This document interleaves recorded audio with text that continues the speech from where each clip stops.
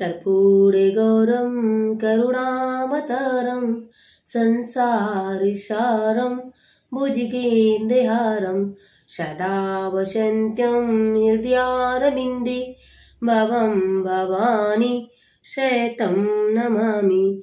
बोलो भगवान भोलेनाथ शंकर की जय, माता पार्वती की जय, सर्व देवी देवताओं की जय। प्रिय भक्तों, आप सभी के अपने YouTube चैनल भक्ति प्रेम रक्षा में बहुत बहुत स्वागत है। आइए आज हम सब सुनेंगे भगवान भोलेनाथ के अश्वत्थामा अवतार की कथा। भगवान शिव के अश्वत्थामा अवतार की कहानी महाभारत से जुड़ी हुई है। पौराणिक कथा के अनुसार शिव के इस अवतार का जन्म गुरु द्रोणाचार्य के पुत्र के रूप में हुआ था। द्रोणाचार्य महादेव के बहुत बड़े भक्त थे और सदैव उनके तपस्या में लीन रहा करते थे।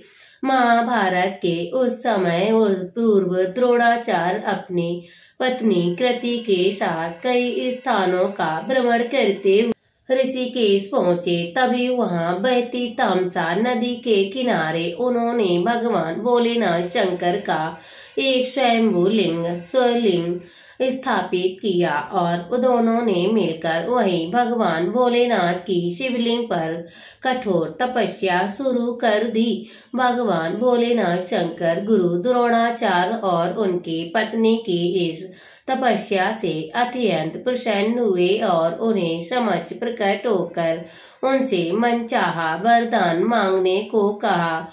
और कहा जाता है तब से द्रोणाचार्य ने भगवान भोलेनाथ शिव के सामने ये इच्छा प्रकट की कि उनकी संतान के रूप में माता आप कृपया करेंगी तो कृपा के कोख से जन्म लेंगे। तभी भक्तों की इच्छा को भगवान भोलेनाथ भला कैसे टाल सकते हैं, वे कैसे मना कर सकते हैं। भगवान भोलेनाथ प्रभु तो सब द्रोणाचार्य और उनकी पत्नी के पुत्र का वरदान आशीर्वाद देकर अंतर्यान हो गए।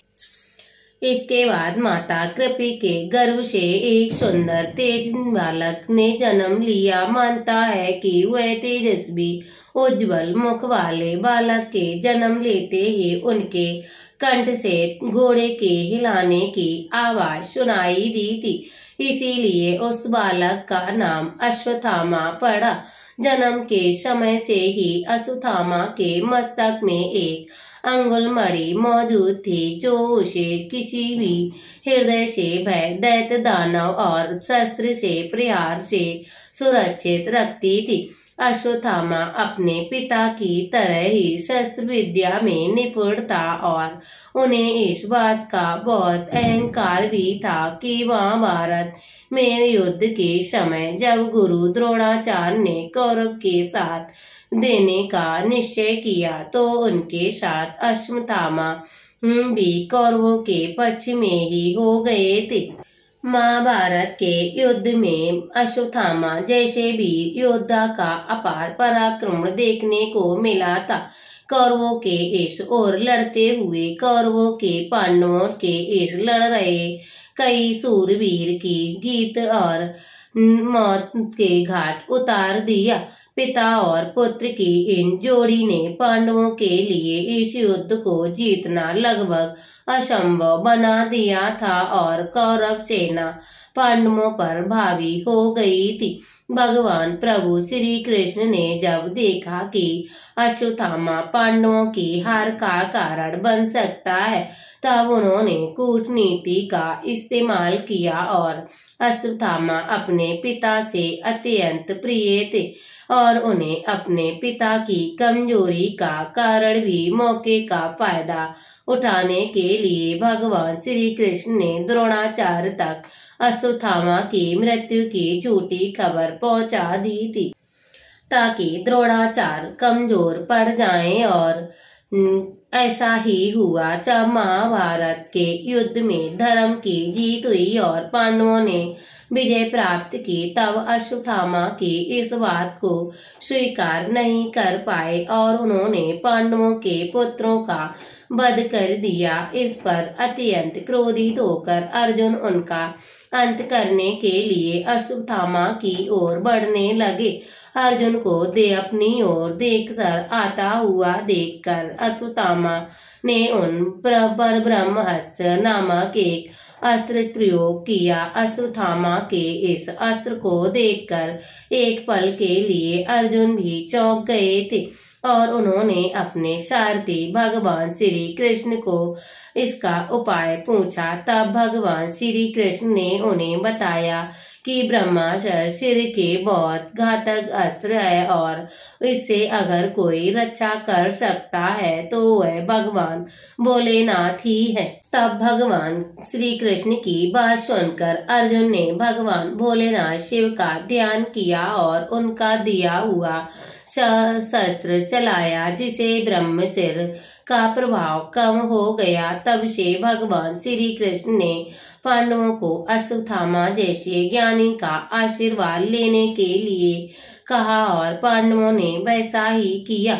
अश्वत्थामा ने सभी पांडवों को अपना आशीर्वाद दिया और पुनः कौरवों की ओर युद्ध करने के लिए चले गए।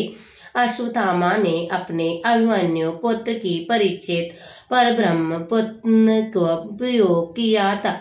इस घटना से करुणा अवतार भगवान श्री कृष्ण भी अत्यंत क्रोधित हो गए और उन्होंने अश्वत्थामा को श्राप दिया कि ये कलयुग तक भटकते रहेंगे, लेकिन उन्हें कभी भी मोक्ष नहीं मिलेगा। साथ ही पांडवों ने उन्हें अपनी मणि भी छीन ली और उन्हें बेबसहीन कर दिया। कहा जाता है तब से आज तक अश्वत्थामा जंगल में ही भटक रहे हैं और यही कारण है कि भगवान भोलेनाथ महादेव का अवतार होते हुए भी उनको पूजा नहीं जाता है। हालांकि पृथ्वी पर उनके अस्तित्व को लेकर कई प्रचलित कथाएं कहानियां मौजूद है। ऐसी भी कहा जाता है कि जब भी अश्वत्थामा का वजूद जिंदा है और वह मध्य प्रदेश के किसी किले में वास करते हैं। इतना ही नहीं, माना जाता है कि यह हर सुबह नर्मदा नदी के किनारे अश्वत्थामा भगवान भोलेनाथ महादेव की पूजन अर्चन करते हैं। कुछ जगहों पर ऐसी मान्यता है कि हर सुबह अश्वत्थामा भगवान भोलेनाथ महादेव के खेरेश्वर रूप की पूजन अर्चन करते हैं और उन्हें सफेद फूल चढ़ाते हैं, इसीलिए उनके मंदिर में जाते हैं। भगवान भोलेनाथ शिव के अवतार अश्वत्थामा की कहानी से हमें ये सीख मिलती है कि चाहे साधारण मनुष्य हो या भगवान का अवतार हो, क्यों ना ही पाप और अन्याय के रास्ते पर चलने वाले हर किसी को अपनी परिणति भुगतनी ही पड़ती है। साथ ही अश्वत्थामा का जीवन हमें ये शिक्षा भी देता है कि कोई भी ज्ञान आधा होना और उदयमान आधे आने पर अहंकार करना मूर्खता की निशानी होती है। इसीलिए हमें किसी भी अपने ज्ञान पर अहंकार नहीं करना चाहिए। मनुष्य को क्रोध, अहंकार और अन्याय के रास्ते का तुरंत त्याग कर देना चाहिए और हमेशा अपने कदम धर्म के पथ पर स्थिर रहने की कोशिश करनी चाहिए। ये थी अश्वत्थामा की व्रत कथा। मैं आशा करती हूँ ये कथा आपको जरूर अच्छी लगेगी।